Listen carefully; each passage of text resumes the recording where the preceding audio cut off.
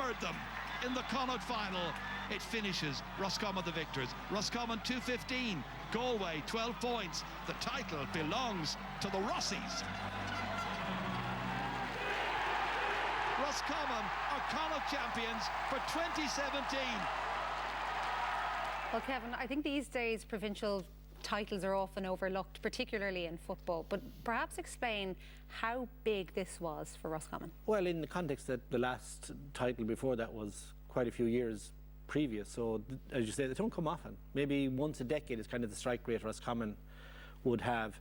And there was another context as well, of course, like we were under pressure to win something. The season hadn't gone so well for us, so we had that bit of pressure tagging along with us. But in terms of a Connacht final for a county like Roscommon, it's a very small population. It's quite a small county in terms of football, but has a great tradition. When a final comes along, it gets everybody very excited. And the idea of the final when it comes is to win it. And everybody, no matter where you are, and we weren't in a great place, but no matter where you are, there's a sense that you can go out and win it because it's the once-off game.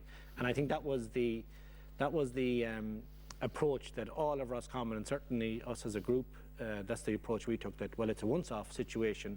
And, in these championship Sundays, lots of mad things happen. You said we were under pressure, but you, and you've been very open about this, you in particular were under a huge amount of pressure. And you've even spoken about knowing that your tenure was caused a split, 50-50 split nearly down the county.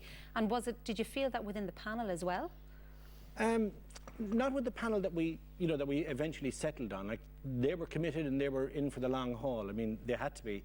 It wasn't the most attractive proposition perhaps I was selling to them in late 2016, early 2017. So anybody that was hanging around, they were fully engaged with what we were trying to do. We had lost a fair amount of players, which was hugely disappointing. And when I think about it now in terms of this year and the COVID and all that, like, there's always a sense that you should play for your county when it's on offer, because you never know what's around the corner.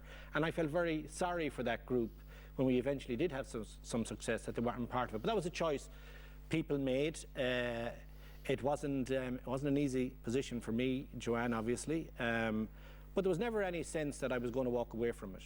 I knew it was a huge challenge from day one. I mean, if you come from, the comfortable sofa of the Sunday game and you go into inter-county management, well, you better be ready for what's coming down the tracks, because it's not going to be simple or straightforward.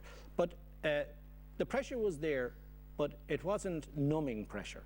Does that make sense? Yeah. In that we had to handle it. I knew it was there. I knew we were coming to a position where I needed a big result. The group, the management needed a big result, and to keep the panel together, we needed a big result. And thankfully, we were building towards that. There was definitely signs in that early summer, despite a horrendous spring, that we were beginning to turn a corner. So you couldn't say it was a monstrous surprise. Certainly if you were in attendance at the Leitrim semi-final, despite the opposition, we had a great sense leaving Carrick that we were in good shape and things were looking fairly nice for us.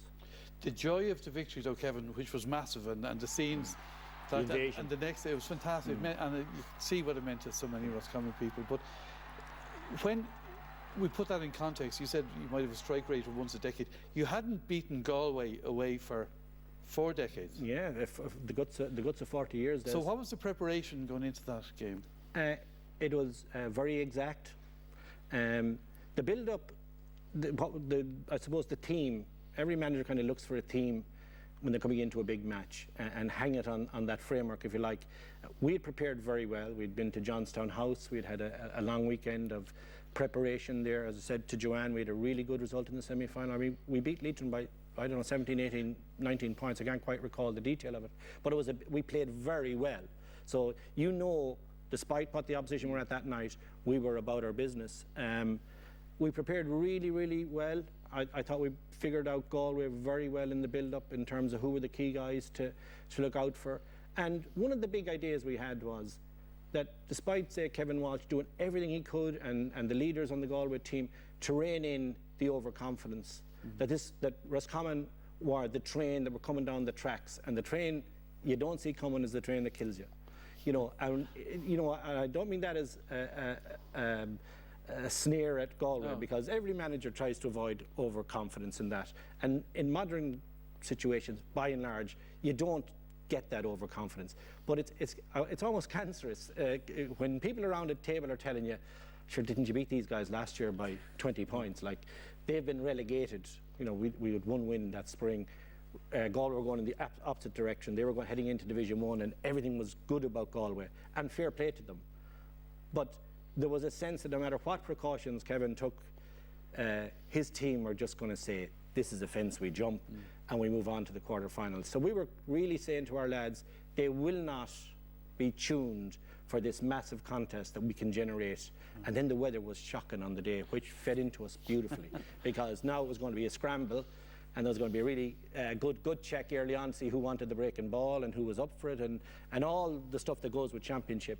And then we knew we could play. Like, we had lots of very, very talented players. You stayed in a hotel the night before? Yeah, well, just the team in Roscommon town, in the Abbey Hotel, which would be our kind of traditional headquarters, if you like. We stayed at home in our own beds. But they didn't have far to go. What was the thinking there? The thinking there was to get them together.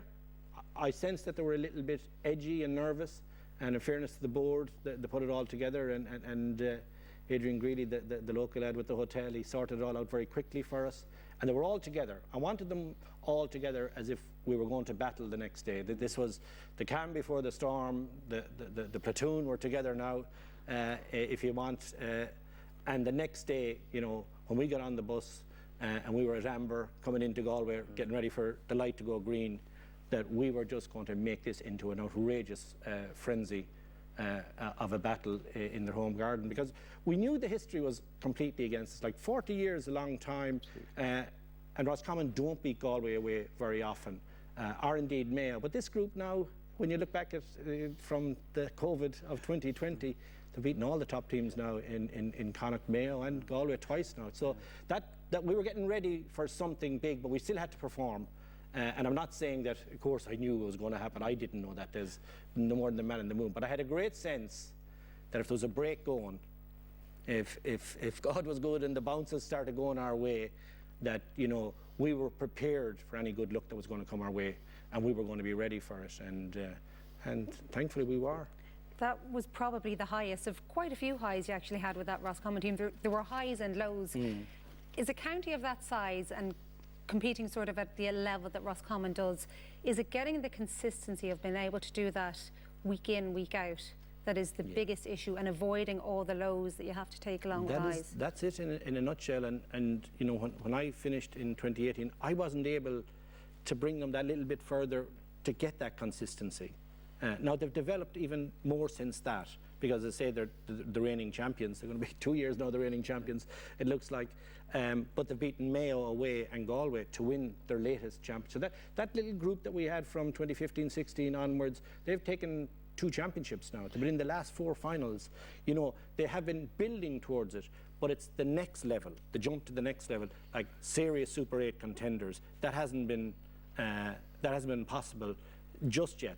Signs, you know, last year that the group were getting there, but it's the consistency. Exactly what you're saying, Joanne, is there's so many variables when you're down at that level of the game, which is just below tier 1, we'll say. So you're at rank number 7, 8, somewhere around that. Roscommon, we'll say. How are the players' careers? How are they doing in education? Have they jobs? 3/4 of them are living in Dublin or Limerick or Galway. They're away from Roscommon. They're not based in Roscommon. Everything has to be in great shape. And then there has to be the possibility of success. That's why players hang around someday. Like, is it worthwhile me playing for Roscommon? Can I win championships? Can I get up there to Super 8? Like, that's a given in the Kerrys and Mayos and Dublins of this world. And good luck to them. I don't envy it. I wish Roscommon were at that level. But I have a great sense. It's an awful pity what COVID is. Roscommon about to be promoted, I believe. And now they have to take a bit of a step back. That there was a brave prediction from Division 2. Well, we're top of the table. I mean, it looked good for the Rossies, and this has stalled it a bit now. But they're certainly young enough and good enough. My only, you know, the one thing I'll finish with is that when I look back at the team selection, that over half of them from that game, half of them aren't available of that starting 15. That's amazing. And that's a quick turnaround, and that's another massive challenge, Joanne, with this size of a team. Absolutely. Kevin McStay, thank you so much once again for joining us here tonight. Unfortunately,